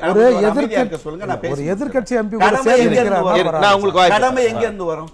39 எம்பிகளுடைய செயல்பாடுகளில் இவருடைய செயல்பாடு சிறப்பாக இருக்கிறது. அதுக்கு தனி டிபேட் வைங்க, நான் தயாரா இருக்கேன். இல்ல, உங்களுடைய ஆசை எல்லாம் KN நேரு அவர்கள் வைக்கலாம் அந்த பாராளுமன்ற தொகுதிக்கு. இருங்க நான் வந்து திரு துரை வைகோ அவர்களுடைய எம்பியாக அவர்களுடைய செயல்பாடுகள் எப்படி இருக்கு அப்படிங்கறதுல எந்த விதமான சந்தேகத்தையும் இந்த இடத்துல கிளப்பல. அத நான் வந்து கிளியர் பண்ணிட்டேன். இரண்டு நீங்க இல்ல, நீங்க அத புரிஞ்சிக்கிட்டு பேசுங்க. நான் புரிஞ்சிட்டதால தான், அத நான் புரிஞ்சிக்கிட்டு அக்செப்ட் பண்ணிட்டதால தான் அத பத்தி எதுவுமே நான் கேட்கல. அவருடைய ஏன்னா இப்பதான் அவர் MP ஆயிருக்கிறாரு, இன்னும் போக போக தான் அவருடைய செயல்பாடுகள் எப்படின்னு மக்களுக்கும் தெரியும், நம்மளும் அதை வந்து எவாலுவேட் பண்ணலாம். சரிங்களா? நான் அதுக்குள்ள போகவே இல்லை. இப்ப என்னன்னா திடீர்னு ஒரு எம்பிக்கு அதுவும் பிரதமர் அலுவலகத்துல அவர்கிட்ட அப்பாயின்மெண்ட் வந்து இவ்வளவு இலகுவாக கிடைக்குது அப்படின்னா அந்த பக்கத்துக்கு இருந்தும் ஏதோ ஒரு வகையில உங்களுக்கு சிக்னல் வந்திருக்கோன்னு இவங்களுடைய சந்தேகம் சரியா இருக்கோ? இல்ல, நீங்க நல்ல கேள்வி. 100 பெற்றோர்களுடைய கண்ணீர் துரை வைகோ கையில் எடுத்து கொண்டு போன பேப்பர் இருக்க, அது துரை வைகோங்கிற எம்பி எனக்கு பாராளுமன்ற தொகுதிக்கு ரயில்வேஸ் கொடுங்க, நேஷனல் ஹைவே ரோட போட்டு கொடுங்கன்னு கொண்டு போனது இல்ல. இந்தியா முழுமைக்குமான 100 பெற்றோர்களுடைய கண்ணீர் அவர் கையில கொண்டு போனது. அதுக்கு எப்படிங்க பிரதமர் வந்து டேட் டைம் கொடுக்காம இருப்பாரு? அத வந்து மறுக்கவே இல்ல சார். அப்புறம் மறுக்கவே இல்ல. நீங்க 1000 காரணங்கள் சொன்னாலும் எஸ் அவர் அதையும் பேசி இருக்கலாம். ஆனா கூடவே இந்த சந்திப்பை தன்னுடைய அரசியலுக்காக, மதிமுகவுடைய வளர்ச்சிக்காக, இல்ல கூட்டணியில உங்களை வேற யாரு வேணாலும் வந்து சந்திக்கலாம், எங்களுக்கும் இந்த ஆப்ஷன்ஸ் இருக்குன்னு திமுகவுக்கு குறிப்பான உணர்த்துறதுக்காக இதை பயன்படுத்திக்கிட்டாரோ? இது உங்களுடைய ஹேஷியம். நீங்க வந்து இதை எப்படி எடுத்துக்கொண்டு சொல்லும் போது அதற்கு நான் பதில் சொல்லி விளக்கம் சொல்ல முடியாது. சரி, எங்களுடைய நோக்கம் என்பது இந்த சந்திப்பு என்பது இந்தியா முழுமைக்குமான 100 பெற்றோர்களுடைய கண்ணீர் சம்பந்தப்பட்டது. அதுக்கு பிரதமர் உடனடியாக கொடுப்பார். பிரதமருடைய தலைவர் வைகோவுடைய தொடர்புங்கிறது எவ்வளவு எதிர்நிலையில் இருந்தாலும் ஒருவரை ஒருவர் சந்திக்கிற போது பாராளுமன்றத்தில் கட்டிப்பிடித்துக் கொள்கிற அளவிற்கான உறவு, அந்த உறவுங்கிறது பாராளுமன்றத்திற்கு எதிர் மனப்பான்மையில் எதிர்நிலையில் இருந்தால் அதை விட்டு வெளியே வந்ததற்கு பிறகு இருவரும் நண்பர்களாக கைகுலுக்கு என்பது ஜனநாயகத்தின் உரிமை. அது பாராட்டப்பட வேண்டியது. எல்லாருமே 100 பெற்றோர்களுடைய கண்ணீர். யாருமே சொல்லல. அவர் ஏதோ சந்தேகம் கேட்கணும்னே இருந்தாரு. 100 பெற்றோருடைய கண்ணீர் தான் சார், நான் ஒத்துக்கிறேன் சார். அத ஒரு ஆளா போறத 39 பேரா போயிருந்தா இல்ல 40 பேரா போயிருந்தா அதுக்கு வெயிட்டேஜ் எப்படி இருந்திருக்கும்? ஏன் போகல? இல்ல நீங்க கூப்பிட்டு அது ஒரு பெரிய பிரச்சனை தான். பிரச்சனை எல்லாம் ஒண்ணும் கிடையாது. எங்களால முடியும்னு போறோம். 15 கட்சியில கையெழுத்து வாங்கி இல்ல இவ்வளவு நேரம் பேசுனத ஒரே வரியில நீங்களே போட்டு இப்படி கீழே கால்ல போட்டு நசுக்கிட்டீங்களே. என்ன சொன்ன? இது ஒண்ணும் பெரிய பிரச்சனை, அவ்வளவு பெரிய பிரச்சனை இல்ல. இவ்வளவு நேரம் இத பாராட்டணும் நாங்களே. இவர் சொன்ன பிரச்சனையை சொன்ன, இவர் சொன்ன பிரச்சனை இல்ல, அது ஒரு வேலிட் பாயிண்ட் தானே. இப்ப 40 எம்பிக்களும் சேர்ந்து நம்ம பிரதமர் போய் சந்திச்சு, ஏன்னா நீங்க சொன்ன அதே 126 பசங்களோட வாழ்க்கை, நம்ம அவங்களுடைய உயிரை பாதுகாக்கணும் தான். இன்னும் நம்ம வந்து இம்பாக்டா இருந்திருக்குல்ல, ஒட்டுமொத்த தமிழக எம்பிக்கள் திரண்டு வந்தாங்க அப்படின்னு ஒட்டுமொத்த மீடியாவும் பேசிருக்குமா? நல்ல பாயிண்ட். நீங்க 15 கட்சி வாங்கியிருக்காருல, 15 கட்சி 68 வாங்கியிருக்காருல, இப்ப கொண்டே கொடுத்திருக்காரு. நீங்க நல்ல ஒரு செய்தி கொடுத்திருக்கீங்க. இந்த கொடுத்ததும் இன்னும் வந்து காலதாமதமானால் இந்தியாவில் இருக்கிற எம்பிக்களையும் திமுக உட்பட எல்லாரையும் திரட்டிட்டு சார், நான் கேட்கறது சிம்பிள். நீங்க கூப்பிட்டீங்களா? நீங்க கூப்பிட்டு அவங்க வந்தாங்களா? வரலன்டா? இல்ல, இதெல்லாம் கேள்வி இல்லைங்க. இதுக்கெல்லாம் பதில் சொல்ல வேண்டிய அவசியம் இல்லை. சாதாரண கேள்வி இல்ல. சாதாரணமா எல்லாரும் மனங்கள்ல கூட்டணி தான் சார். நீங்க என்ன சார், நீங்க கூட்டணி தான் சார். ஏன் வந்தாங்களா வரலையான்னு சொல்லுங்க. கேள்வி இல்ல சார். இப்ப ஒரு பாராளுமன்ற உறுப்பினர் கொண்டே கொடுக்கிறார். நாளைக்கு தேவைப்பட்டால் தனிப்பட்ட தொகுதியை பத்தி அவர் கேட்கல சார். உடல்களை கொண்டு வந்த மதிமுகவினுடைய தகுதிக்கும் ஒரே நிமிஷம். திரு துரை வைகோ அவர்கள் போட்டிருந்த அந்த ட்வீட்டையும் நான் பார்த்தேன். அதுல வந்து யாரெல்லாம் சைன் பண்ணிருக்காங்க அப்படிங்கறத அவர் வந்து அட்டாச் பண்ணியிருந்தாரு. அதுல பாஜக எம்பிக்களும் சைன் பண்ணியிருந்தாங்க. இருங்க, ஒரு கேள்வி வாங்கிக்கோங்க. பாஜக எம்பிக்களும் அதுல சைன் பண்ணியிருந்தாங்களா? S, good. யாருமே அதை வந்து தப்பு சொல்ல பாராட்டுறாங்க. அப்படிப்பட்ட அந்த பாஜக எம்பிக்களையும் கையெழுத்து போட்டதோடு மட்டும் இல்லாம அவங்களையும் சேர்த்து கூட்டிட்டு போயிருந்தா 2 இடத்துல நீங்க வந்து அந்த இடத்துல நீங்க ப்ரூவ் பண்ணிருக்கலாம் இல்லையா? எல்லாத்தையும் ஒருங்கிணைத்து ஈவன் பாஜக எம்பிக்களையும் சேர்த்து இவர் கூட்டிட்டு போய் ஒரு பணி செய்திருக்கிறார். அந்த பணியை வந்து இத்தனை பிரச்சனைக்கு இடையில இவ்வளவு செஞ்சிருக்காருன்னு பாராட்ட உங்களுக்கு மனம் வரல. அதுல இருந்து என்ன காரணங்கள் இருக்கு? ஒரே நிமிஷம், நீங்க நிகழ்ச்சியோட பாருங்க. நான் பல இடங்கள்ல வெளிப்படையாகவே இதை நாங்க பாராட்டதான் செஞ்சிருக்கிறோம். அது வந்து தவறுன்னு ஒருத்தர் கூட இங்க இருக்கிற கெஸ்ட் கூட அது கூட அவங்கள கூட்டு போனீங்களா? நீங்க அவங்கள கேட்டீங்களா? ஒரு தரமா இருக்குங்க விவாதம். இது என்ன? இல்ல, என்ன தரம்? நீங்க தரம் என்ன சொல்லுங்க? பச்சா திமுக எல்லாரும் மனசுல இருக்கக்கூடிய கேள்விகளை முன்வைக்க எவ்வளவு சீரியஸா இழுத்துட்டு போறீங்கன்னா உண்மையிலுமே இந்த மீட்டிங்கினுடைய தரத்தை பத்தி தான் இங்க நம்ம பேசிக்கிட்டு இருக்கோம். அதை தாங்க சொல்றேன். நீங்க வந்து தரத்தை பேசும்போது கேள்விகள் வைப்பது என்பது கேள்விகள் உங்களை என்ன கூட சொல்லுங்க. அந்த கேள்வி எதை நோக்கிய கேள்வியா இருக்கணும்? ஏன் நீங்க திமுக கூப்பிட்டீங்களா? அவங்க வரலன்னு சொன்னாங்களா, வரலன்னு சொன்னாங்க? அரசியல் அதெல்லாம் இதுக்கெல்லாம் பதில் சொல்ல வேண்டிய அவசியம் நாங்க தெளிவா சொல்லுங்க. நாங்க தெளிவா இல்ல பதில் சொல்ல வேண்டிய அவசியம் இல்ல, விளக்கம் கொடுக்க வேண்டியது இல்ல அப்படின்னா அந்த இடத்துல இப்போதைக்கு விளக்கம் கொடுக்க வேண்டிய அவசியம் இல்லையோ, இதற்கு பிற்காலத்துல ஏதாவது விளக்கம் கொடுக்க வேண்டிய நிலை வருமோ? சூப்பர் சூப்பர் அப்படின்னு நல்ல யோசனை பண்றீங்க பாத்தீங்களா? இப்படி எல்லாம் கொண்டு வந்து இந்த விஷயத்தை கொண்டு வந்து ஒரு சிக்கலாக்கணும்னு முயற்சி பண்ணி பாராட்டணும் உங்களை எல்லாம். ஏங்க ஒருத்தர் போய் கொடுத்திருக்காருங்க, நாளைக்கு மேலும் தேவைப்பட்டால் எந்த இடத்திற்கும் எந்த லெவலுக்கும் போவான். திமுக கூட்டணிக்கும் எங்களுக்கும் எந்த பிரச்சனையும் இல்லை. திமுக பசங்களுக்கு வந்தா எல்லாரும் பாராட்ட தான் போறாங்க, சந்தோஷப்பட தான் போறாங்க. அதுல எந்த விதமான மாற்று பிரதமர் சந்திச்ச உடனே பாஜக கூட்டணிக்கு முயற்சிக்கிறாரா, வைகோ மகனை வைத்து முயற்சிக்கிறாரான்னு இந்த இடைச்செருகள்லாம் எதுக்கு? இது மக்கள் மனசுல யார் மனசுல இல்லங்க. நீங்க ஒன்னே கேள்வி கேட்கும் போது மக்களை கொண்டு வந்து நிறுத்துறீங்க. இவர்கிட்ட எந்த மக்கள் வந்து பேசுனாங்க? ஒரு சாதாரண குடிமகன் தானே.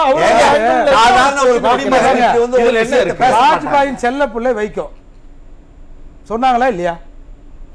சொன்னாங்களா இல்லையா சார்? ஆமா. அப்ப மோடியின் செல்ல பிள்ளை துரை வைகோ இருக்கலாம் சந்தேகம். உங்க சந்தேகமாக இருக்கு. என்னமோ தமிழ்நாட்டில் இருக்கிற கூட்டணி கட்சி தலைவர் எம்பிங்களை ரொம்ப தெளிவா சிரிச்சிட்டு கடந்து போவோன்னு சொல்லிட்டாரு. அந்த சிரிப்புக்கு பின்னணியில என்னென்ன அர்த்தங்கள் இருக்குங்கிறத மக்களே புரிஞ்சுக்கிட்டோம். அது நல்லா புரிஞ்சுக்கிட்டோம். முதல்ல ரொம்ப நல்லா மூர்த்தி என்ன புரிஞ்சுக்கிட்டா போதும். அவரும் பிள்ளையா பின்னாடி இருக்கிற பல விஷயங்கள் எல்லாருக்கும் தான் தெரியும். நான் திரும்ப உங்ககிட்ட வர ராஜேஸ்வரி பிரியா. என்னன்னா ஒரு முக்கியமான விஷயத்துக்காக நாங்க பிரதமர் கிட்ட போனோம். அதை ஏன் நீங்க கேள்வி கேட்கறீங்க? ஏன் உடனே நாங்க கூட்டணி தான் பேசணுமா, இப்ப விளக்கம் கொடுக்க தேவையில்லை? இந்த மாதிரியான பதில்கள் இருக்கு இல்லையா? இதற்கு பின்னணியிலையும் இவ்வளவு விளக்கங்கள் கொடுத்ததுக்கு பிறகும் இல்ல இந்த மீட்டிங்ல ஏதோ ஒரு சந்தேகம் இருக்கு அப்படிங்கிற கோணத்துல தான் இந்த மீட்டிங் அணுகணுமா? கண்டிப்பாக சந்தேகம் இருக்கிறதுல எந்த தவறும் இல்லைன்னு நினைக்கிறேன். ஏன் அந்த சந்தேகம்? இப்ப நம்ம காரை செல்வராஜ் என்ன சொல்றாங்க, எந்த விதமான ஒரு திமுகவுக்கும் இப்ப மதிமுகவுக்கும் எந்த விதமான இடையில பிரச்சனைகளே இல்லைங்கிற மாதிரி சொல்றாங்க. ஆனா இதே ஈரோட்ல நடந்த பொதுக்குழு 22/6 அப்ப என்னன்னா அங்க பேசியவர்களே திமுகவை தாக்கி தான் பேசியிருக்காங்க. திமுகவை தாக்கி பேசினதோட மட்டுமில்லாமல் இந்த நிலை நீடித்தால் கூட்டணி மாறக்கூட வாய்ப்பு இருக்குங்கிறதையும் சூசகமா பேசியிருக்காங்க. இது அறிவாலயத்துக்கு திமுகவினருக்கு மிகப்பெரிய ஒரு ஹீட் ஆயிட்டு அவங்களுக்கு இது தெரிஞ்சு போன பிறகுதான் அவங்களோட நெருக்கமா இருக்க முத்துரத்தினத்தை எல்லாம் கட்சிக்குள்ள இணைச்சிருக்காங்க திமுகவில். இப்ப கூட்டணியாக இருக்கும் போதே இந்த வேலையெல்லாம் நடக்குது. இது அண்ணன் அவர்கள் சொன்னது மாதிரி திமுகவுக்கு இது புதுசு இல்ல. ஒரு கட்சியை எப்படி விழுங்கணும் அப்படிங்கிறது திமுகவுக்கு அடிப்படையா தெரியும். இல்ல அது ஒருத்தங்களுடைய தனிப்பட்ட முடிவு இல்ல. எந்த கட்சியில இருக்கணும், எங்க இருக்க கூடாது, எங்க வேணா போலாம் அப்படிங்கிறது அது வேணா நம்ம தனிப்பட்ட ஒரு கட்சியில் இருக்கலாம். அங்க மதிமுக அவைத்தலைவர் திரு அர்ஜுன்ராஜ் அவர்கள் பேசும்போது என்ன சொல்றாரு, ராமாயணத்துல எடுத்துக்காட்ட சொல்றாரு.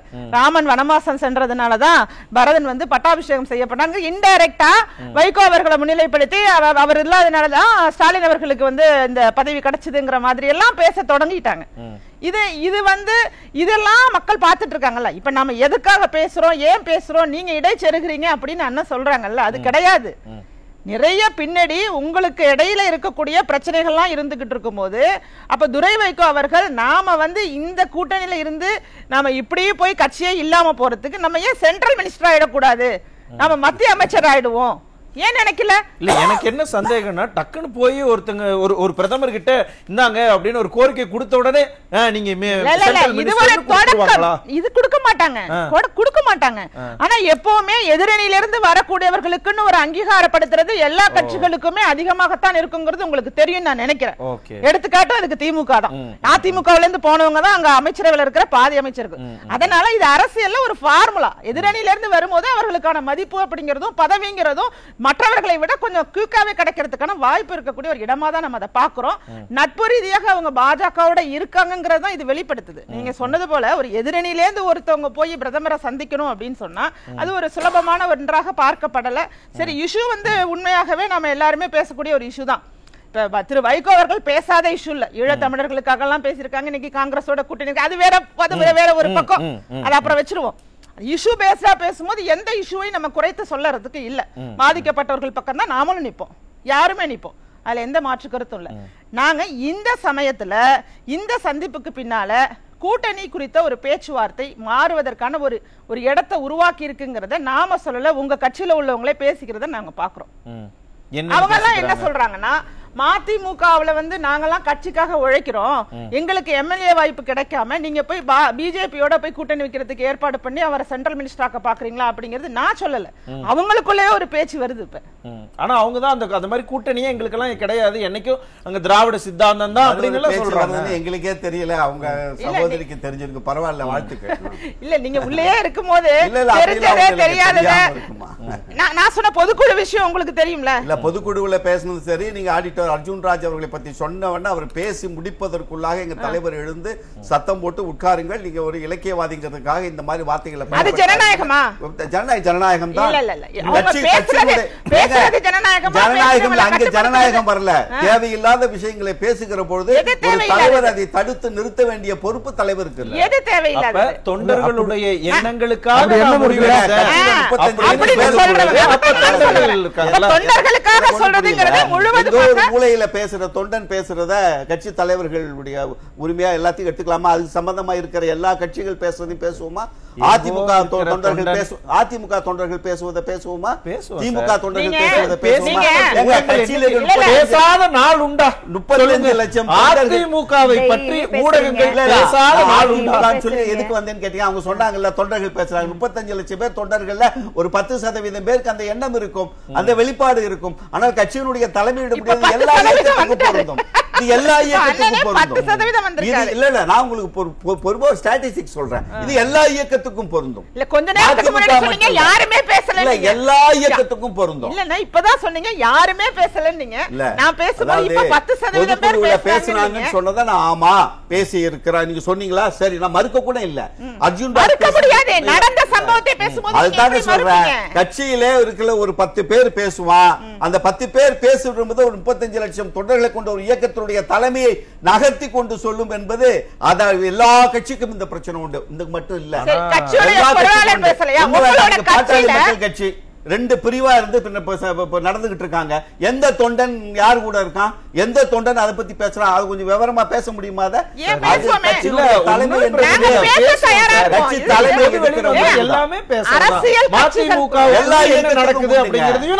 மாற்று கருத்து என்பது எல்லா இயக்கத்தில் இருக்கிற தொண்டர்களுக்கும் உண்டு. தொண்டர்களுக்கும் உண்டு, முக்கிய பொறுப்புல இருக்கிற பொருளாளருக்கும் உண்டு, அங்க இருக்கக்கூடிய தலைவருக்கு அவை தலைவருக்கும் உண்டுங்கிறத நான் சொல்ல வந்தேன். இல்ல இல்ல, அது அந்த மாதிரியான ஒரு விவாதம் வருவது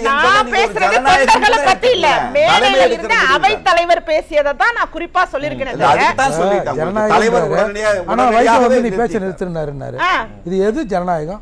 முன்னுக்கு பின் முரணாக அவங்களுடைய கருத்துக்களை நீங்க சொல்றதுக்கு ஏன் வழி வகுக்கல?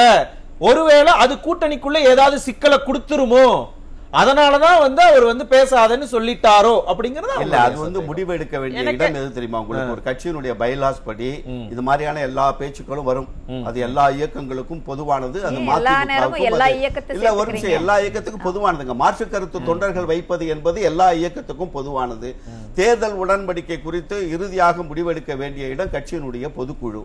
அந்த பொதுக்குழு கூடி தலைவருக்கு அதிகாரத்தை கொடுக்கிறதோ இல்ல பொதுக்குழுவில் இருக்கிற ஒட்டுமொத்தமாக தீர்மானம் போட்டு இந்த இயக்கத்தோடு நம்ம போவோம், திமுக தொடர்வோம், எப்படி போவோங்கிறத முடிவெடுக்க வேண்டிய இடம் பொதுக்குழுவே தவிர பொதுக்குழுல முடிவெடுக்கப்பட வேண்டியது இல்ல. முடிவெடுக்கப்பட வேண்டியது தொண்டர்களுடைய குரலோ அவர்களுடைய விருப்பமும் எல்லாம் கலந்துதான் தலைவருக்கு ஒரு அங்கீகாரம் கொடுத்து கடைசி ஃபைனல் டிசிஷன் எடுப்பாங்க. நாங்களும் அரசியல் கட்சி நடத்திட்டு இருக்கேன், நம்ம ஒரு அரசியல் கட்சியில இருந்திருக்கேன். நீங்க சொல்றது உண்மைதான், அதை நாங்க ஏற்றுக்கொள்கிறோம், இல்லன்னு சொல்லல. ஆனா நீங்க இங்க குறிப்பிடுவது இங்க யாருக்குமே எந்த உரிமையும் கிடையாது, யாரும் எந்த கருத்தையும் பேசக்கூடாது, எந்திரிச்சு வாய மூடுன்னு சொல்லுவோம் அப்படின்னு நீங்க தான் சொன்னீங்க. தவறான புரிதல் சகோதரி, தவறான புரிதலே கிடையாது. உரிமை குறித்து பேசுவதற்கோ அவரவர்கள் அவர் கருத்தை குறித்து பேசுவதற்கோ எல்லோருக்கும் உரிமை என்று மாற்று கருத்து இல்லை. ஒரு இயக்கத்துல இந்த இயக்கத்தோட கூட்டணி சேர்ந்தா நல்லா இருக்கும், ஏங்க இவங்களோட போன இவங்களோட போலாமே அப்படி பேசுவது என்பது இயல்பு. அந்த மாதிரி நேரங்களில் பேசுகிற பொழுது கட்சியினுடைய தலைமை என்ன முடிவு அந்த இயல்பை ஏற்றுக்கொள்ளக்கூடிய பக்குவத்துல உங்க தலைவர் இல்லையா? கட்சி தலைவரா திருச்சி காரைக்குடியிலிருந்து உங்க கட்சி தொண்டர்கள் உங்க நண்பர்கள் எனக்கு 3-4 பேரை தெரியும். அவங்க 3 பேரும் உங்களை சேர்ந்து நீங்க இந்த மாதிரி அரசியல் கட்சி நடத்துறதே தப்பு, நீங்க எதுக்காக நடத்துறீங்கன்னு கேட்டா என்ன பண்ணுவீங்க? ஒரு நிமிஷம் இல்ல சார், நான் அனுமதிக்க மாட்டேன் சார். இல்ல என்ன பண்ணுவீங்க? நீங்க தனிப்பட்ட தாக்குதலை தடுக்க மாட்டேன். நான் காது கொடுத்து கேட்பேன். கேட்போம். அங்கேயே கட்சி கேட்கும். இறுதி முடிவு அடக்குமுறை பண்றீங்க. கரெக்ட். நீங்க என்கிட்ட கேட்டீங்களே சரியான கேள்வி. அப்படி ஒருவேளை என்ன கட்சியில உள்ளவங்க என்கிட்ட கேள்வி கேட்டா அந்த கேள்வியை உள்வாங்கி அதற்கான விளக்கத்தையும் விவரத்தையும் கொடுப்பேமே. அது எல்லா நாங்களும் வாய் இருக்குங்கிறதுக்காக எல்லாத்தையும் பேசக்கூடாதுன்னு அவமதிக்கும் வகையில நான் பேச மாட்டேன். பொதுக்குழுவில் எடுக்கிற முடிவு ஒரு கட்சியினுடைய முடிவாக இருக்குமே தவிர தனிப்பட்ட எல்லாமே அக்செப்ட் பண்ணிக்கிறாங்க சார். பொதுக்குழு முடிவுதான் இறுதி முடிவுதான். அரசியல் தலைவர் எப்பயாவது வாய் இருக்குன்னு பேசாதன்னு சொல்லி பொதுத்தளத்துல பேசக்கூடாதுங்க.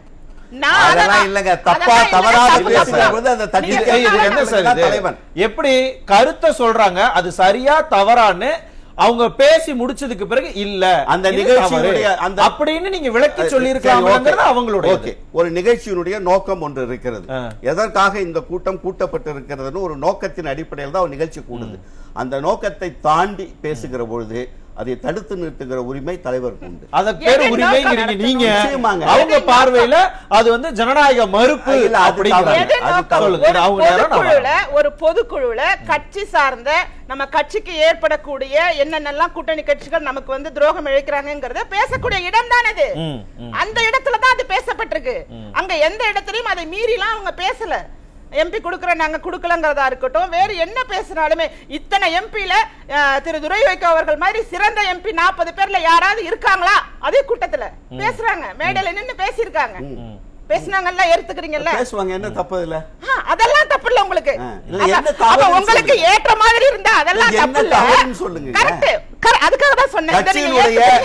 கட்சியினுடைய பார்வையை மீறி ஒருவர் பேசுகிற பொழுது இந்த கருத்தை பேச வேண்டாம் என்று சொல்லுவாங்க. அந்த இடத்துல தான் அது அங்க ஜனநாயகம் கேள்விக்குறியாகுது. இதெல்லாம் ரொம்ப விஷயங்க.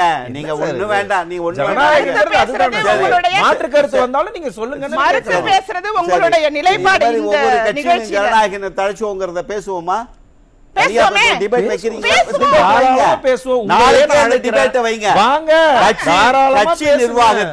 ஜனநாயகம் தமிழக அரசியல் கட்சிகளில் ஜனநாயகம் தழைத்தோங்கதான் தலைப்பு வைங்க, பேசுவத தாராளமா தலைப்பு கொடுத்ததுக்கு மிக்க நன்றி. நிச்சயமாக பேசலாங்க. எந்த சகோதரியும் கூப்பிடுங்க, நானும் வர்றேன், மகிழ்ச்சியோட நான் நிச்சயமா வரேன், தாராளமா பேசுவோம். ஏன்னா நான் மக்களுடைய குரலாகத்தான் கேட்கிறேன். இப்ப மதிமுகல எனக்கு அண்ணன் தம்பிங்க சொந்தக்காரங்க இருக்கத்தானே செய்வாங்க.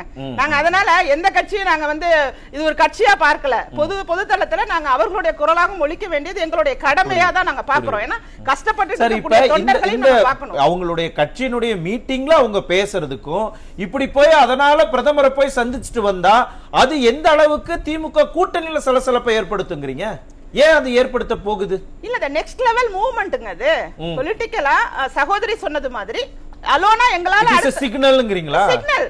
நாங்க உங்களுடைய அடிமையாக இருக்கணும். யாருக்கு ரெட் சிக்னல், யாருக்கு கிரீன் சிக்னல்? அடிமையா தான் இருப்போம்னு மட்டும் நினைச்சுக்காதீங்க. எல்லோல நிக்கறாங்களா? ஆமா ஆமா ஆமா. இந்த அடிமைத்தனத்துல இருந்து நாங்க இப்படியும் போவோம், அதற்கும் எங்களால முடியும் அப்படிங்கறத ஒரு புள்ளி. யாருக்கு வேணாலும் ரெட், யாருக்கு வேணாலும் கிரீன் வரலாம். நிச்சயமா நிச்சயமா. ஓகே. அந்த இடத்தை வந்து அவங்க ஒரு காமிக்கிறாங்க, இன்டிமேட் பண்றாங்க. இது மாதிரி நாங்க வந்து இப்படிதான். ஏன்னா துரை வைகோ அவர்கள் வந்து இப்ப பேசுற இடங்கள் எல்லாம் வந்து ரொம்ப வெளிப்படையா பேசுறதா, அவங்க பேசக்கூடிய விஷயங்கள் நிறைய நம்ம பாக்குறோம். அந்த இடத்துல எல்லாம் திமுகவை கடிந்து பேசக்கூடியவர்களை அவர் புகழ்ந்து பேசுறாரு, ஒரு நடிகரை உட்பட. அப்ப அந்த இடத்துல இருந்தே நம்ம பார்க்கும்போது அவருடைய மனதுக்குள்ள அந்த அளவுக்கு திமுக மேல ஒரு வெறுப்பு இருக்கு அப்படிங்கிறது அவர் அறியாமலே வெளிப்படுத்துறாரு. உங்களுக்கு அப்படி புரியுது? எனக்கு புரியறது இல்ல, எல்லாருக்கும் அதான். அப்ப மக்கள் வந்து ஹேசியமா உளவறதும் உங்களுக்கு நம்பிக்கை இருக்கு, துரை வைகோவுக்கு வந்து அமைச்சர் பதவி கொடுக்கப்படலாம் அப்படிங்கிற விஷயம் எல்லாம் உங்களுக்கு வந்து அது நம்பிக்கை இருக்கு? நிச்சயமா இருக்கு, நிச்சயமா இருக்கு. சரி, அப்ப இனி போகக்கூடிய அடுத்தடுத்த கட்டங்கள்ல இந்த சந்திப்பு என்ன மாதிரியான அரசியல் தாக்கங்களை ஏற்படுத்தும்னு நம்ம விரிவாக பேசலாம். இப்ப வந்து மதிமுக மட்டும் இல்ல, விசிகாவுமே, விசிகா தலைவர் அவர்கள் வந்து எதிர்க்கட்சி தலைவர் மாண்புமிகு எடப்பாடி பழனிசாமி அவர்களுக்கு மக்களோட ஆதரவு பெருகி இருக்கிறத பார்த்து மகிழ்ச்சி அளிக்கிறதுன்னு சொல்றாங்கல்ல, அது கூட ஒரு சிக்னல் தான். அது கூட அங்கேயும் எல்லோல நிக்கிறாங்க. நிச்சயமாக பார்க்கலாம் எங்கெங்க கிரீன் ஆக போகுது, எங்க ரெட் ஆக போகுது, இன்னும் விரிவாக விவாதிக்கலாம். ஜெமிலா மேடம், என்னன்னா இந்த மீட்டிங் இல்ல அவங்க சொன்ன விசிகாவினுடைய நிலைப்பாடு எல்லாரும் ஏதோ ஒரு விதமான ஈவன் கம்யூனிஸ்ட் கட்சிகள் மார்க்சிஸ்ட் கூட எப்ப திமுகவை விமர்சனம்லாம் பண்ண ஆரம்பிச்சுட்டாங்க. இது எல்லாத்தையும் வைத்துத்தான் எதிர்க்கட்சி தலைவர் அங்க கூட்டணி மாறப்போகுது அப்படின்லாம் சொல்றாரு. உண்மையாலுமே அதுக்கெல்லாம் வாய்ப்புகள் இருக்கா? அதோட சிக்னலாகத்தான் இதையும் பார்க்கணுமா? 100% வாய்ப்பு இருக்கு. வாய்ப்பு இல்லைன்னாலாம் நம்ம சொல்ல முடியாது. இவங்க நான் ஏற்கனவே என்னுடைய முதல் சுற்றுல சொன்ன மாதிரி தனித்தன்மையோடு அவங்க முன்னெடுத்திருக்கிற இந்த முயற்சியே நமக்கு ஒரு சிக்னல் கொடுக்கதான் செய்யுது. சோ நாங்க டைரக்ட் ஆக்சஸ் டு பிஜேபி, நீங்க அது பிஜேபி அலையன்ஸா தான் வரப்போறீங்களா இல்ல வேற மாதிரி வரப்போறீங்களா? இல்ல வேற மாதிரி நீங்க என்ன எதிர்பார்க்கறீங்க? வேற மாதிரி இருக்கலாம், என்ன வேணா நடக்கலாம். ஓஹோ, ஏன் இதுக்கு முன்னாடி நடந்தது இல்லையா? தமிழக அரசியல் வரலாற்றில் யாரும் யாரோடையும் கூட்டணியில இல்லையா? என்ன ஏன் இதே இவ்வளவு தூரம் பேசுறோம்? திரு வைகோ அவர்கள் பேசாத பேச்சுக்களா திமுக தலைவர்களை நோக்கி, தலைவரை பார்த்து? ஆனால் இன்னைக்கு எப்படி இருக்கிறாங்க இவங்க? மறுபடியும் இந்த இன்டாக்ட் கூட்டணி சொல்லும் போது நமக்கு அதுல ஒரு பெரிய சந்தேகமே வருது. இப்படிப்பட்ட இன்டாக்ட் கூட்டணியாக இருக்கக்கூடியவர்கள், பிரியவே முடியாத அளவுக்கு இருக்கக்கூடிய கூட்டணியை சார்ந்தவர்கள் நேரடியாக முதலமைச்சர்ல இருந்து அப்படி போயிருந்ததுன்னா இத நம்ம வரவேற்பு கொடுப்போம். இது எம்பி தான் சொல்லணும்னு அவசியம் இல்ல சார். இது தமிழகத்தை அந்த இனிஷியேட் எடுத்த விஷயமே தமிழகத்தை சார்ந்த ஒரு மாணவர், தமிழகத்தினுடைய முதல் பிரதிநிதி யார்? அவர்கிட்ட பேசினதுக்கு அப்புறம் அவர் வழியாக நீங்க பிரைம் மினிஸ்டர் நம்ம வெளியுறவுத்துறை சம்பந்தப்பட்டது இல்ல இருக்கலாம். அந்த வெளியுறவுத்துறை எங்க நீங்க உங்களுக்கு உங்க கூட்டணி தலைவருக்கு ஒரு முன்னுரிமை கொடுக்கறீங்க. அவரை லீடர்ஷிப்ல ஃபர்ஸ்ட்ல கொண்டு போய் நீங்க டாப் லெவல்ல நிறுத்துனீங்கன்னா நீங்க என்ன பண்ணிருக்கணும்? அந்த வழியா போயிருந்திருக்கலாம். ஏன் அவரு வெளியுறவுத்துறை அமைச்சரை பேச முடியாதா? கடிதம் போட்டிருக்கலாம். எங்க அப்ப அதையும் தாண்டி திமுகவையும் தாண்டி தமிழக முதலமைச்சரையும் தாண்டி தனக்கு ஒரு செல்வாக்கு இருப்பதை நிரூபிப்பதற்காக திரு துரை வைகோ நேரடியாக பிரைம் மினிஸ்டர் போய் கொடுத்திருக்காங்க. இருக்கலாம், இருக்கு. நன்றி காரை செல்வராஜ் சார். அதாவது அமைச்சர் KN நேரு திருச்சி பாராளுமன்ற தொகுதிக்கு உட்பட்ட அத்தனை சட்டமன்ற உறுப்பினர்களும் பாராளுமன்ற உறுப்பினர் துரை வைகோ அவர்கள் கேட்கிற செயல்பாடுகளுக்கு ஊக்கமளித்து செய்கிற செயல்பாடுகள் தான் இன்றைக்கு அவரை முன்னிலைப்படுத்துகிற அளவிற்கு வந்திருக்கிறது. இதில் என்ன வேடிக்கைன்னு கேட்டிங்கன்னா, OPS தமிழ்நாடு முதல்வரை சந்திச்ச உடனே அவர் திமுகவில் இணைகிறாரா, புது கட்சி துவங்குகிறாரா, திமுக உதயசூரியன் சின்னத்தில் நிற்பாரா, இல்லை தனிச்சின்னத்தில் நிற்பாரான்னு பல கேள்விகளை பேசப்பட்டது. உடல்நிலை விசாரிப்பதற்கு பிரேமலதா விஜயகாந்த் அவர்கள் தேமுதிகவுடைய பொதுச்செயலாளர் பார்த்தாங்க. உடனே அவர்கள் கூட்டணி இணைகிறாரா, பேச்சுவார்த்தை முடிந்து விட்டது, 12 தொகுதி கேட்டாரு, 9 கொடுக்கிறேன்ட்டாங்க, அவங்க 12 நிற்கிறாங்கன்னு இன்றைக்கு இப்போதைக்கு வந்திருக்கிற செய்தி பேசப்படுகிறது. ஏற்கனவே என்ன திமுக கூட்டணியில் இயக்கங்கள் இணைந்திருக்கிறதோ அந்த கூட்டணிகளுக்குள் எந்த பிரச்சனையும் இல்லை. குறையை ஒன்றில் இன்னைக்கு இந்த ஆணவ படுகொலை குறித்து பேசுகிறபோது எங்கள் தலைவர் வெளிப்படையா சொல்லியிருக்கார். ஆணவ படுகொலைகள் தமிழ்நாட்டில் அதிகரிச்சிருக்கு, பிரச்சனைகள் இருக்கு அப்படின்னு எதிர்க்கட்சி தலைவர் அவங்க அரசியலுக்காக அவங்க பேசதான் செய்வாங்க. எதிர்க்கட்சி தலைவர் அவர் சொல்லுவாரு, திமுகவுக்குள்ள எல்லா கட்சிகளுக்கும் இணக்கம் இல்ல, அங்க எப்ப பிச்சுக்கிட்டு போலான்னு இருக்காங்க அப்படின்னா அதுதான் அரசியலுக்காக அவர் பேசுறாரு அப்படின்னு கூட எடுத்துக்கலாம் சார். ஆனா சாதாரண பொதுமக்கள் பாக்குறாங்க இல்லையா, அவங்களுக்கே இப்ப இந்த சந்தேகம் எல்லாம் வந்துருச்சு இல்லையா? கொண்டு போய் OPS பார்த்ததும் சரி, பிரேமலதா விஜயகாந்த் அவங்க பார்த்ததும் சரி, இப்ப யாருமே அந்த இதுக்குள்ள இவங்க பேசவே இல்லை. அதை பெருசாவே அவங்க எடுத்துக்கலாம், ஏன்னா அது நலம் விசாரிக்கப்படுது. ஆனா இந்த சந்திப்பை பத்தி, பிரதமருடனான இவருடைய சந்திப்பை பத்தி பேசும் பொழுது நீங்களே அந்த 2 சந்திப்பையும் இங்க ஞாபகப்படுத்தினதுதான் எங்களுக்கு இன்னும் இந்த சந்தேகத்தை வலுப்படுத்துது. அவங்க 2 பேருடைய சந்திப்புக்கும் இந்த சந்திப்புக்கும் ஏதோ தொடர்பு இருக்குமோ அப்படிங்கிற சந்தேகத்தை எங்களுக்கு வலுப்படுத்து. சிறப்பா இருக்கு. நல்ல சுத்தி வளைச்சு நல்லா கொண்டு வந்து சேர்க்கிறீங்களே. நான் சொல்லுவது என்பது நீங்க மக்கள் பேசுறாங்கன்னு சொன்னீங்கல்ல, அந்த மக்கள் பேசுறதான் நான் சொல்றேன். போய் சந்திச்ச உடனே கூட்டணி சேர்ந்துட்டாங்க. எடப்பாடியார் அதிர்ச்சி, பாஜக அதிர்ச்சி, உடனே நயனா நாகேந்திரன் பேசுகிறார், நான் கூப்பிட்டா வரல, நான் 6 முறை கூப்பிட்ட நீ எடுக்கல. இதெல்லாம் மக்கள் பேசுறது தான் நானும் சொல்றேன். நீங்க சுத்தி வளைச்சி எதுக்கு மக்கள் கிட்ட கொண்டு வரீங்க? துரை வைகோவர்கள் பாராளுமன்ற உறுப்பினரை சந்தித்தது என்பது கிஷோர் சரவணன் உள்ளிட்ட இந்தியாவில் இருக்கிற 100 பெற்றோர்களுடைய கண்ணீரை கொண்டு போய் சேர்த்திருக்கிறார். வேற எந்த வெளிப்பாடும் இல்லை. அது குறித்து நீங்கள் இதுல நிறைய உங்களை சார்ந்தது இயக்கத்தினுடைய தொண்டனாக அது அல்ல நிலைப்பாடு. திமுக திமுக கூட்டணி மறுபடியும் சொல்ற 9 ஆண்டுகளாக இருக்கிற கூட்டணி இன்டாக்டா இருக்கு. விடுதலை சிறுத்தைகள் உட்பட உங்களுக்கு இன்னொரு விஷயத்தை நானும் ஞாபகப்படுத்துறேன். அரசியல்ல நிரந்தர நண்பர்களும் கிடையாது, நிரந்தர எதிரிகள். அது நாளைக்கு வரும்போது பார்க்கலாம். காலம் இன்றைக்கு நிலைமையை சொல்றேன். பார்ப்போம் சார். ரொம்ப சுருக்கமாக இறுதி சார். இப்போ அரசியல் இதில் இல்லைன்னா நான் வேற ஒன்று சொல்லட்டுமா? இப்போ இந்த கனடா போன்ற விஷயங்கள்லாம் அடிபட்டது இல்லை. கனடா தேசிய இலை ஒன்று இருக்குது, நேஷனல் லீஃப். இங்க பாருங்க, நீங்க எங்க போறீங்க? நான் என்னங்க சொன்னேன்? நேஷனல் லீஃப்னு சொன்னேன். இதை கேட்டால் துரை வைக்கோவோ கூட இப்படி பதட்டப்பட மாட்டாங்க. நீங்கள் ஏங்க பதட்டப்படுறீங்க? கருத்து சொல்லுங்க. அதுக்கு கனெக்ட் வந்து நம்ம மறைமலை நகர், அசாம், அதுக்காக போனாங்கன்னு சொல்ல முடியுமா? எப்பயுமே ஒன்று தெரிஞ்சுங்க, வைகோ அவர்கள் மத்தியில் ஆளுகிற ஆட்சியோடு எப்பவுமே நெருக்கமாக இருப்பார். ஏன்னா வைகோ அவர்கள் பெரிய தொழிலதிபர். அதுக்கு சொல்லிடலாமா? இல்ல சார், இல்ல பாருங்க, நோ இல்ல தனிப்பட்ட விமர்சனம். சரி, அப்ப அரசியல் சார், அப்ப அரசியல் இல்லன்னா வேற என்ன? மக்களுக்கு பயனுள்ள அரசியலாக இதுவரைக்கும் 60 ஆண்டுகள் பொது வாழ்க்கையில் இருந்து சார், அங்க பேசக்கூடிய மற்றவர்கள் தரவுகளை சார் கம்பெனி பேர் சொல்லட்டுமா? கம்பெனி பேர் சொல்லட்டுமா? சார் கம்பெனி மேனேஜர் பேர் சொல்லட்டுமா? சத்யா சொல்லுமா என்ன பண்ணீங்க? கன்ஃபெடரேஷன் ஆஃப் இந்தியன் இண்டஸ்ட்ரி ஒரு கையில சத்யா சொல்லுமா என்ன பண்ணீங்க? சத்யா தன்னுடைய கருத்துக்களை பேசுவதற்கு ஒரே எல்லாரும் பேசுனீங்க. எதுமே இறுதி சுற்றுல புதிய செய்திகளை வச்சா அடுத்து உங்களுக்கு இருங்க சார். நான் தான் அதை சொல்லிட்டேன்.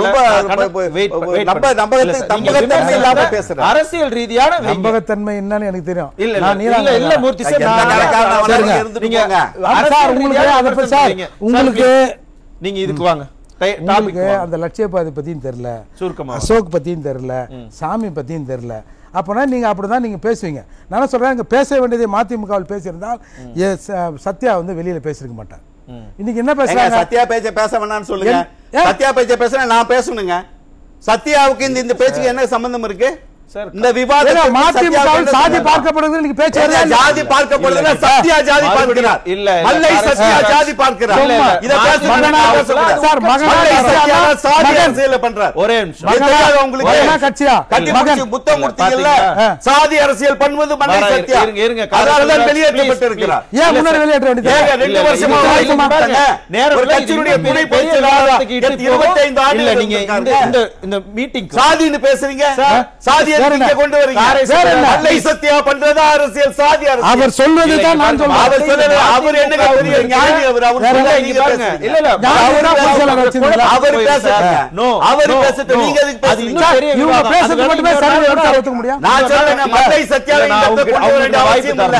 சாதி அரசியல் பண்ணுவதை பத்தி இங்க பேசக்கூடாது சார். இல்ல நான் என்ன பேசுறேன்? நான் தான் முடியும். நீங்க சொல்றீங்க நீங்க பண்ணாதீங்க. அவர் பேசுறாரு, நான் குறுக்க பேசுறேன். ஒரே நிமிஷம் சார், ஒரே நிமிஷம். நான் தான் அதை தடுத்துட்டேன்ல. நீங்க வந்து யார் இத பேசணும் இத பேச கூடாது இல்ல.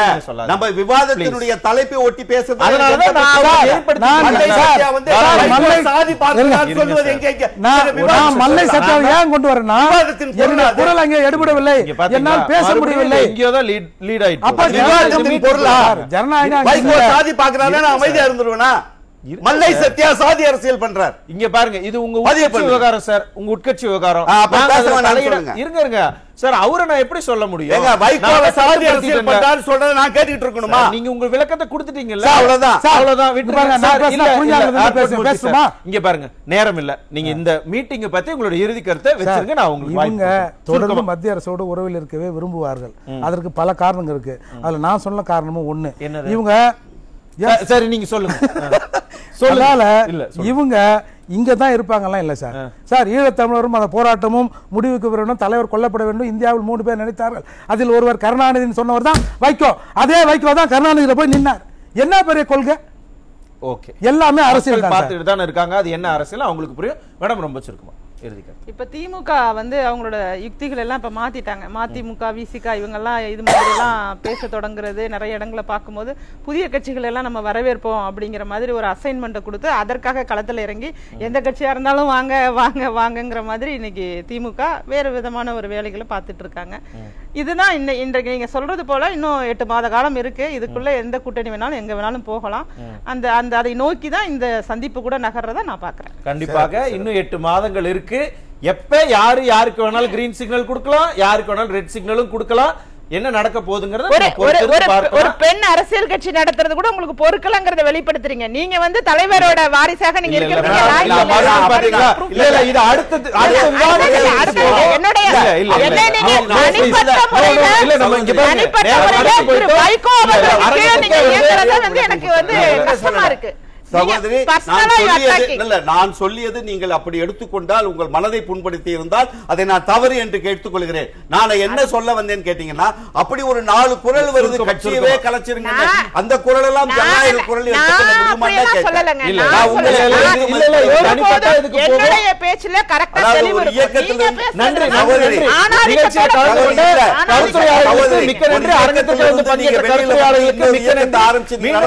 நிகழ்ச்சியில் சந்திக்கலாம். நன்றி, வணக்கம்.